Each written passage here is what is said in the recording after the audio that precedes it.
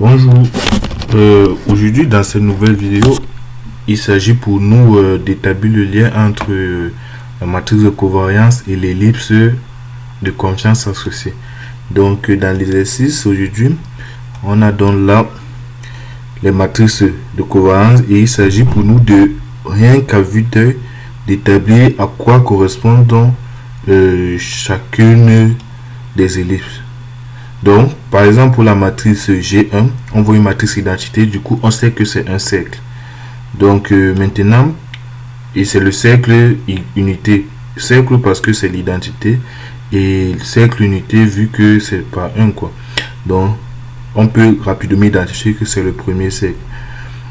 G2, on a dans la matrice identité qui est multipliée par 3, du coup, on aura aussi un cercle, mais cette fois-ci, un cercle multiplié, donc le diamètre est plus grand, le diamètre est multiplié par 3 en quelque sorte. C'est ce qui nous donne donc le grand cercle ici. Donc G3, on peut constater rapidement que G3 c'est la multiplication donc de A1. Vous voyez donc ici on a multiplié A1 et A1 correspond donc à une dilatation donc suivant 3. Donc on a multiplié A1 qui on a ajouté G1.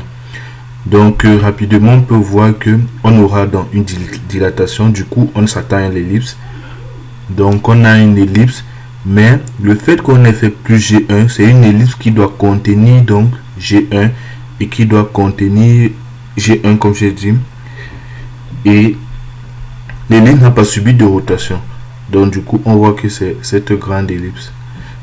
G4, on a A2 multiplié par G3. Du coup, on va prendre l'ellipse de G3 et on voit que A2 en fait correspond qu'à une rotation de pi sur 4.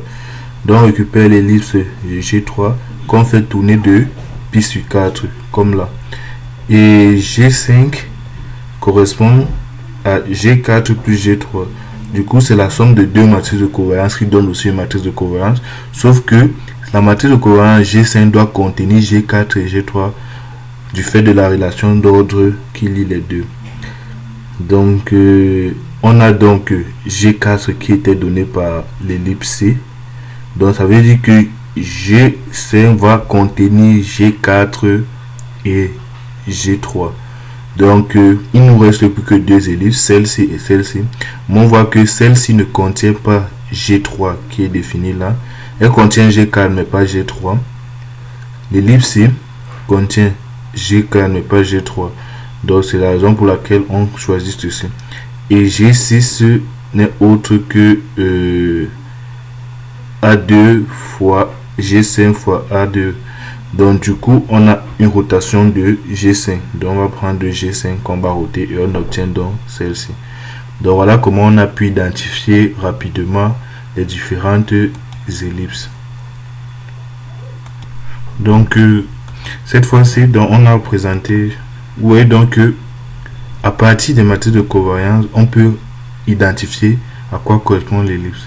Bon, pour une confirmation de nos choix, on peut venir faire un tracé des différentes ellipses.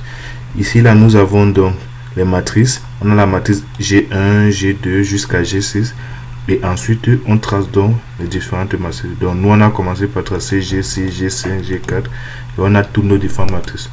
Donc lorsqu'on simule donc on a donc les cercles qui sont représentés, par conséquent on peut rapidement identifier G6 là, G5, G4 en bleu, G3 en rouge et les deux cercles qui correspondent à G2 et G1.